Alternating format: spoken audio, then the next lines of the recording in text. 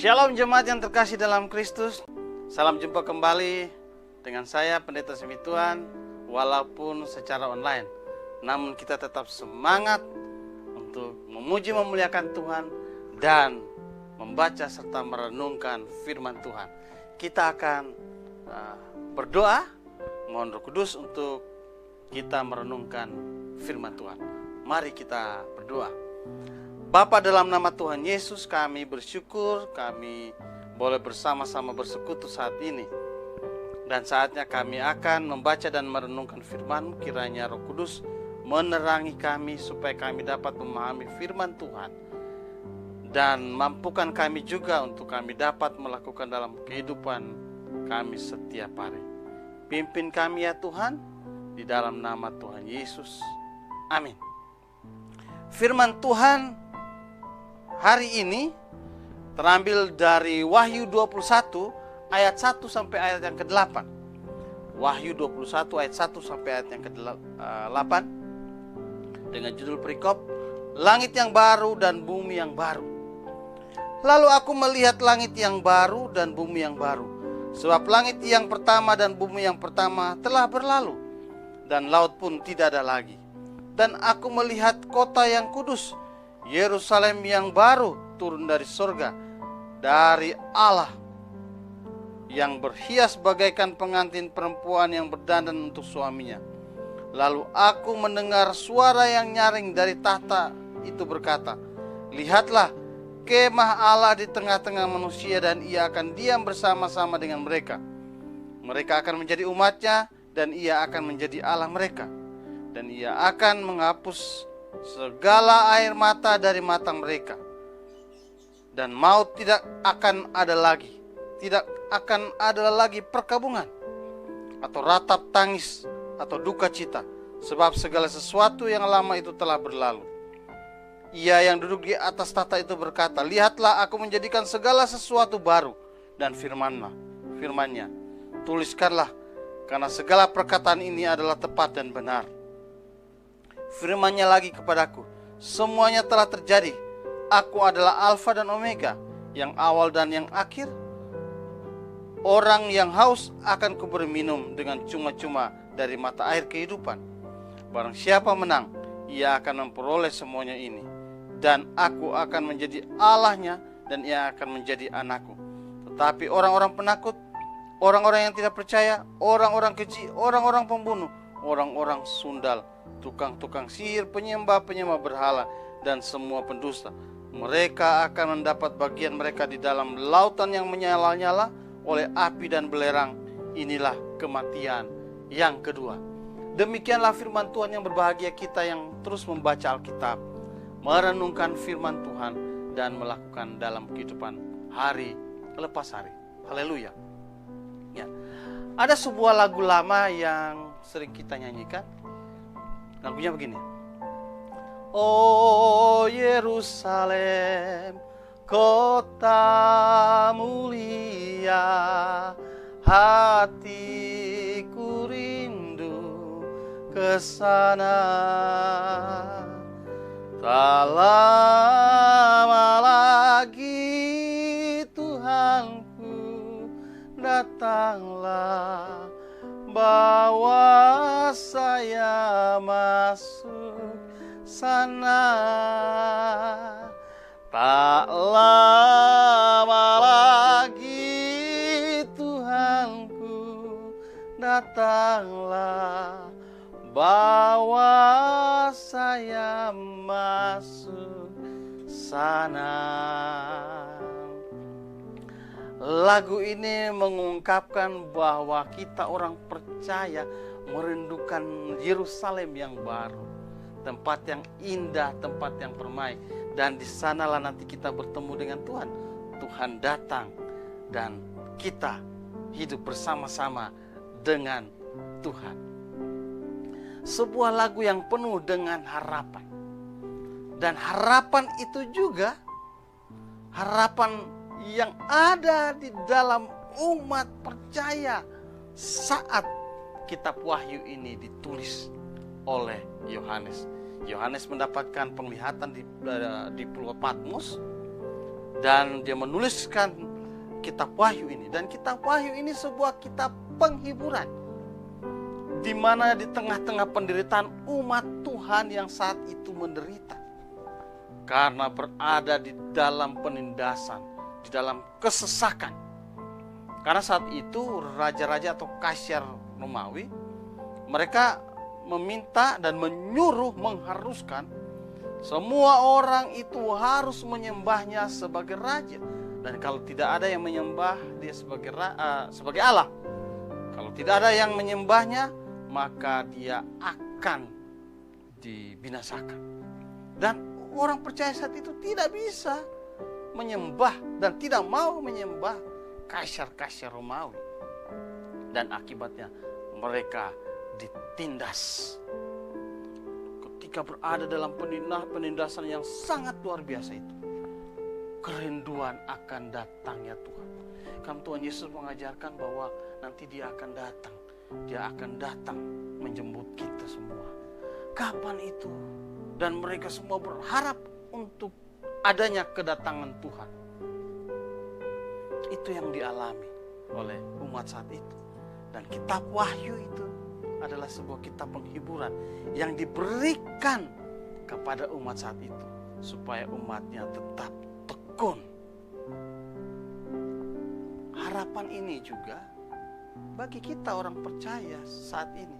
Walaupun sudah 2000 tahun ya pemberitaan tentang nanti akan datang Yesus Kristus. Akhir zaman Yesus datang menyambut kita dan kita bersama-sama hidup dengan Dia. Namun kapan? Kapan? Dan akibatnya belum datangnya Yesus. Ada banyak sekali prediksi-prediksi tentang kedatangan Tuhan. Nah, contohnya ini COVID ini. Dalam kondisi COVID ini orang susah sekali. Kita juga punya pengharapan kapan ya? Ya Tuhan angkat ini COVID, atau kiranya Tuhan datang saja sekarang ini di tengah-tengah COVID ini, supaya kita semua terbebas. Itu hal yang wajar. Nah, di tengah-tengah menanti kedatangan Tuhan yang kita tidak tahu kapan ini, ada banyak prediksi-prediksi tentang kedatangan Tuhan. Kalau saya secara pribadi, dan saya percaya untuk jemaat juga, bahwa yang pasti Tuhan Yesus akan datang. Waktunya saya juga nggak tahu, tapi Dia pasti datang. Namun yang terpenting, seperti apa yang Tuhan Yesus katakan, adalah berjaga-jaga. Nah, maksud Tuhan Yesus adalah bagaimana dalam kita menanti kedatangan Tuhan itu, kita harus berjaga-jaga. Apa yang harus kita lakukan, itu yang penting. Karena waktu dan kedatangan Dia, itu terserah Dia, terserah Tuhan. Nah, kita, apa yang sekarang kita hadapi, inilah yang harus kita jalani. Dan bagaimana kita menjalani itu yang sangat penting. Ingat bahwa kitab Wahyu ini adalah kitab penghiburan. Sekali lagi ya, kitab penghiburan buat umat dulu dan juga kita sekarang ini. Kitab yang memberikan penghiburan dan pengharapan pada kita. Hanya memang ketika kita membaca kitab Wahyu, kadang banyak yang salfok atau salah fokus. Begitu baca kitab Wahyu, orang langsung lihat, angka 666. Wah, angka setan, angka iblis, naga, binatang-binatang, perempuan. Waduh, apalagi itu, cawan. Semuanya langsung fokus ke situ. Lupa bahwa ternyata kitab Wahyu ini adalah kitab penghiburan. Sehingga orang mendekati atau membaca kitab Wahyu ini, aduh, penuh dengan keresahan dan ketakutan. Ada banyak pengajaran penting di kitab Wahyu ini yang perlu kita pelajari. Dan itu tidak membuat kita takut, malah kita terus berharap dan semangat kita mengikut Tuhan semakin bergelora.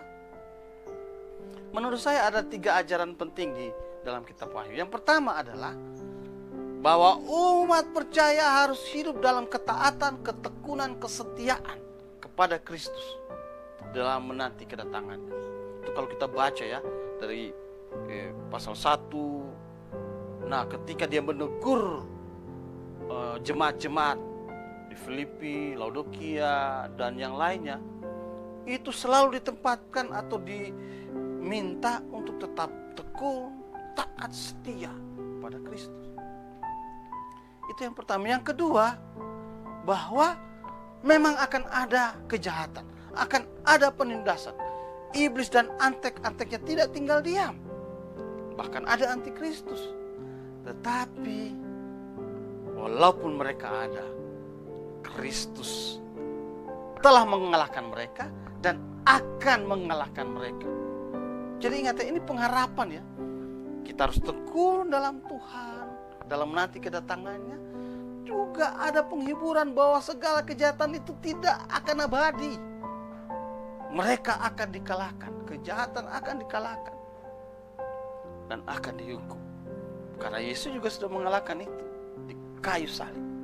Dan yang ketiga adalah bahwa Tuhan akan memulihkan semuanya, memulihkan dunia ini.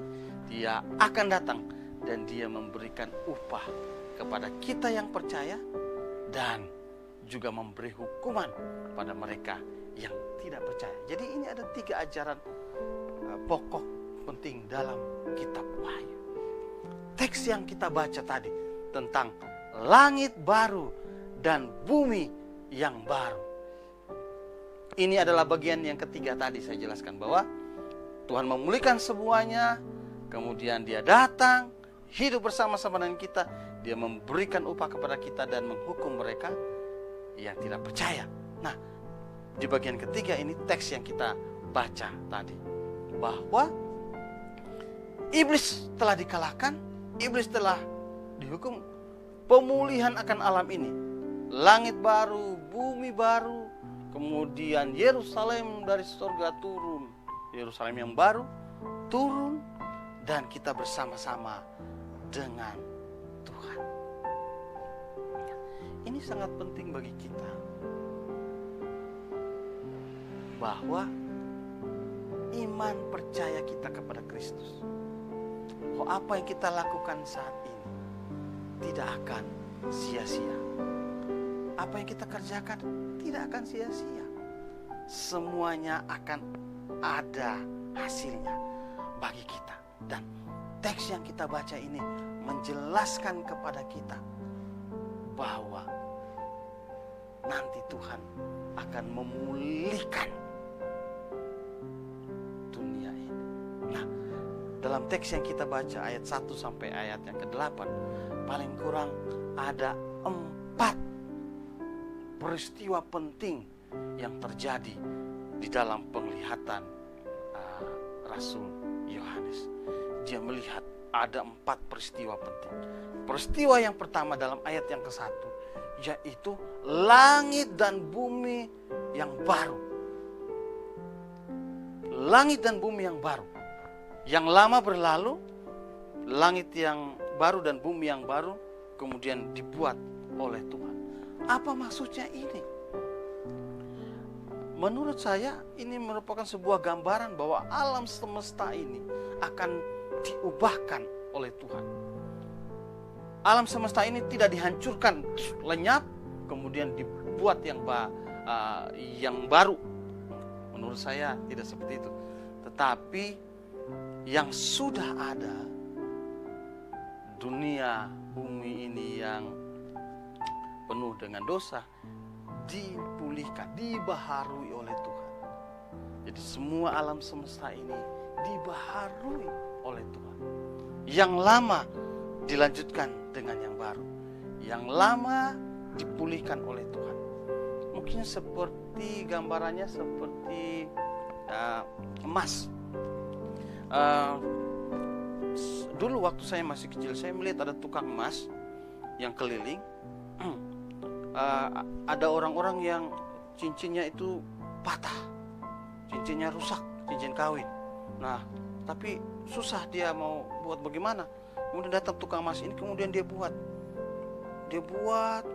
dipanasin, kemudian ya seperti apa ya, kayak meleleh gitu.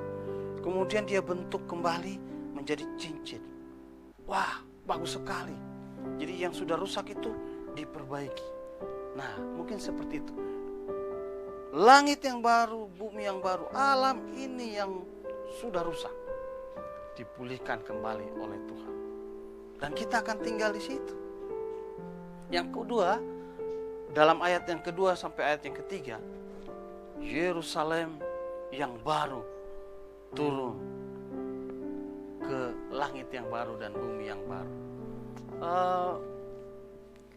Saya lagi pikir-pikir, bayangkan ya, itu seperti film Aladin ya, kota baru turun ke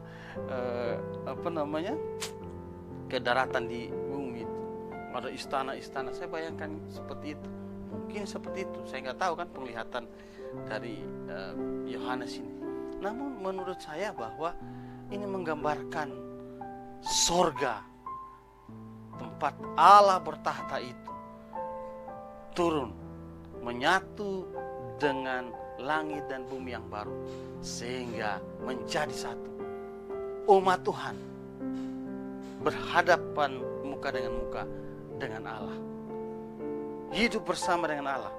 Di sana juga dicatat bahwa kita bersama dengan Tuhan, menjadi umatnya. Allah adalah Allah kita dan kita adalah umatnya, hidup bersama-sama. Jadi langit dan bumi yang baru itu didatangi, dalam tanda kutip ya, didatangi, turunlah kota suci Yerusalem, yaitu surga itu, bersama-sama dan semuanya menyatu. Kita bersama-sama hidup di surga bersama-sama dengan Tuhan. Kemudian peristiwa yang ketiga adalah orang-orang yang percaya akan hidup bersama-sama dengan Tuhan. Di sanalah kebahagiaan yang sempurna terjadi. Tidak ada lagi air mata, tidak ada sakit, penyakit, penderitaan, apa semua tidak ada lagi. Semuanya hidup di dalam sukacita bersama-sama dengan Allah. Dan peristiwa yang keempat adalah, ini bahaya. Orang-orang yang tidak percaya, orang-orang yang jahat, mereka akan dihukum di dalam neraka yang kekal. Ada ajaran yang mengatakan bahwa neraka itu tidak mungkin. Allah yang penuh kasih itu dia membiarkan orang-orang nanti di neraka selamanya. Tetapi jelas Alkitab mengatakan bahwa neraka ada, dan itu selama-lamanya. Mereka yang tidak percaya akan dihukum di dalam neraka, dan itu kekal. Apakah Allah itu ganas banget ya?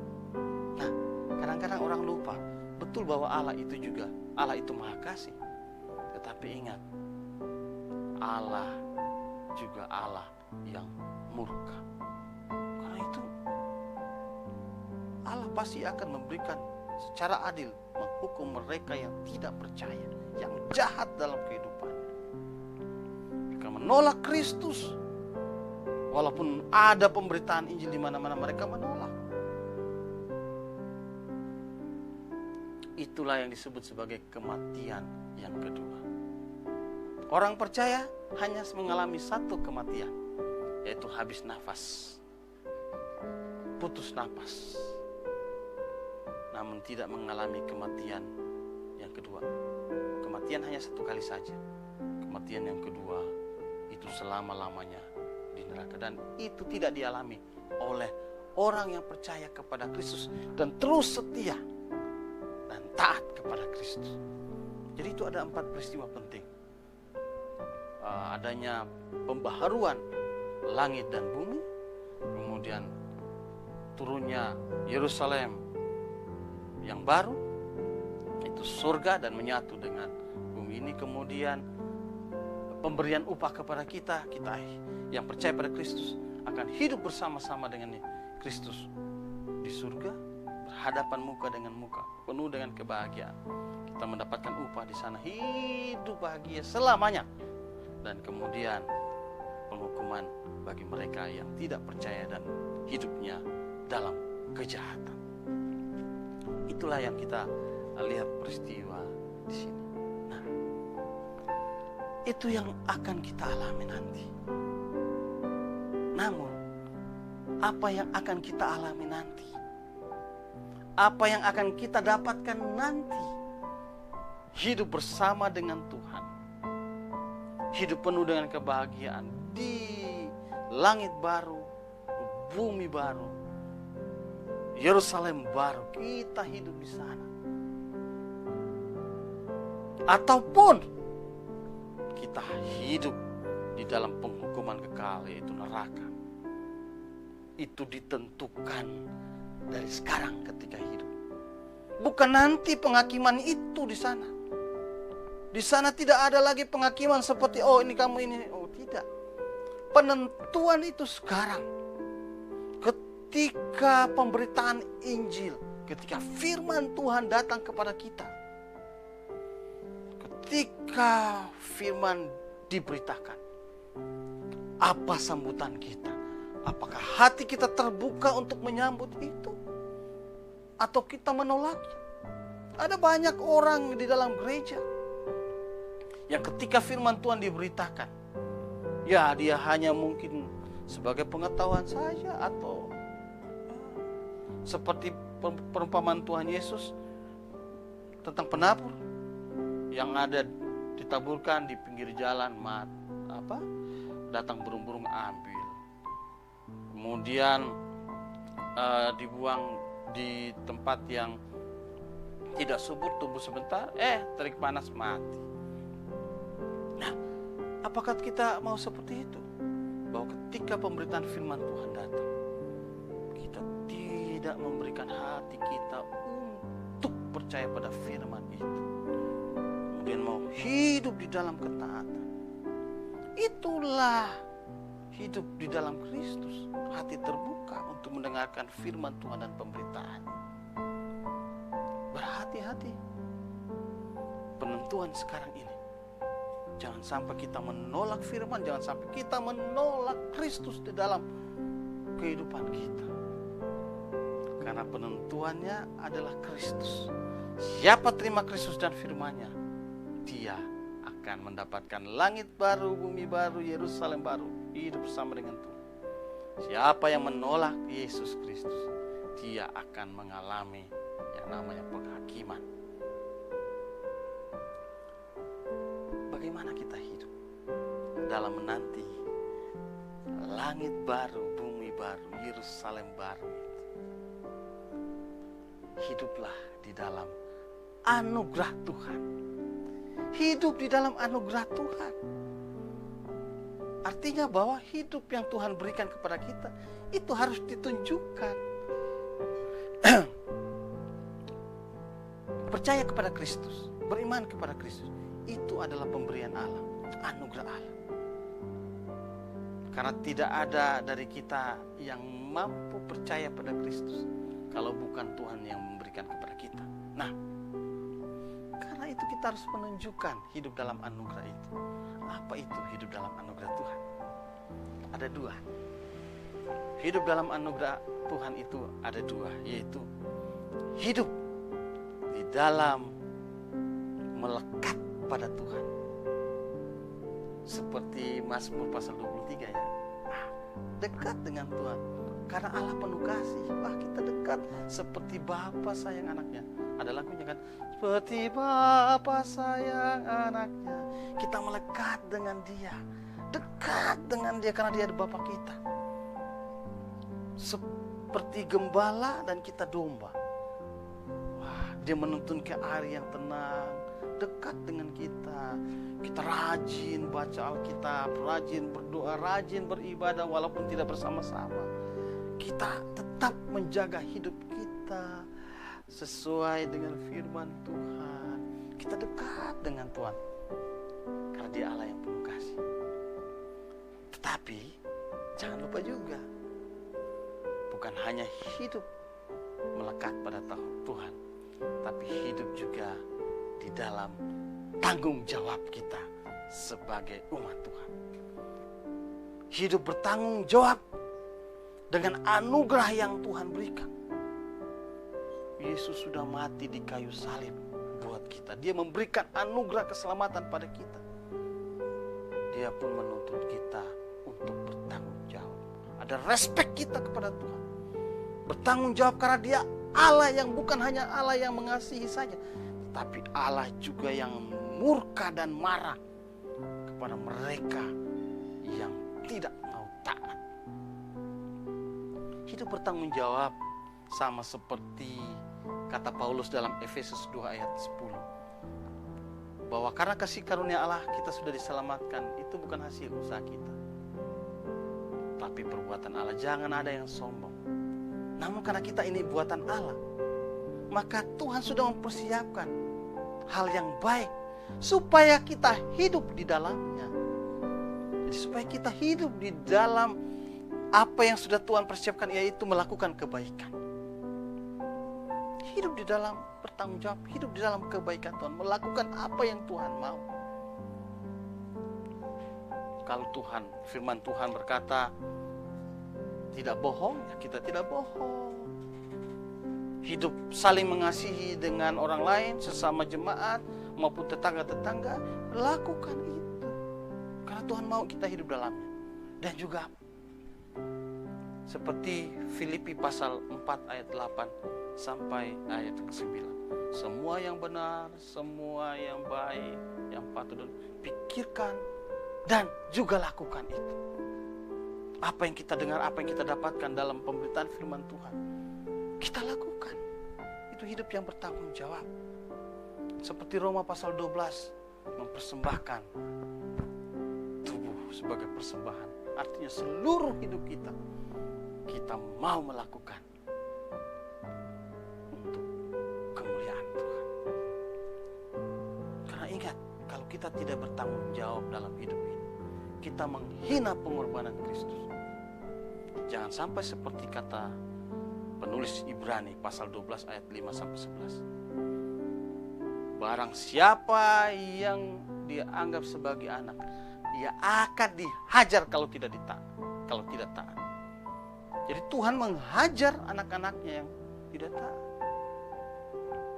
Karena kita bukan anak-anak gampang. Karena itu mari kita hidup bertanggung jawab. Jadi dalam menanti kedatangan Tuhan, supaya kita menerima dan mengalami langit baru, bumi baru, Yerusalem yang baru. Mari kita hidup di dalam anugerah Tuhan. Hidup di dalam melekat dengan Tuhan yang penuh kasih. Tetapi hidup juga di dalam bertanggung jawab kepada Allah yang marah dan murka dengan dosa dan ketidaktaatan. Mari kita hidup di dalam anugerah Tuhan. Oh Yerusalem, kota mulia, hatiku rindu ke sana. Tak lama lagi Tuhanmu datanglah, bawa saya masuk sana. Tak lama lagi Tuhanku datanglah, bawa saya masuk sana. Mari kita berdoa. Tuhan Yesus, terima kasih untuk firman-Mu meneguhkan dan menguatkan kami sebagai umat Tuhan yang akan menikmati langit baru, bumi baru, Yerusalem baru, hidup bersama dengan Kristus di surga yang kekal nanti. Kami mohon biarlah firman yang sudah kami dengar itu menjadi bagian dalam kehidupan kami, dan kami mau mentaati, hidup di dalam melekat pada Tuhan, dan tetap bertanggung jawab akan iman dan anugerah Tuhan yang sudah Tuhan berikan kepada kami. Kami berupaya melakukan yang terbaik bagi kemuliaan Tuhan, sebagai bukti nyata ucapan syukur kami. Bukti nyata bahwa kami adalah anak-anak Tuhan. Ya Roh Kudus, mampukanlah kami untuk kami dapat melakukan itu semua.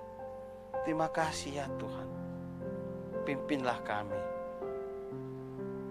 teguhkanlah kami, supaya kami menjadi umat Tuhan yang hidup di dalam anugerah, menanti kedatangan Tuhan. Dalam nama Yesus, amin. Tuhan Yesus selalu memberkati kita.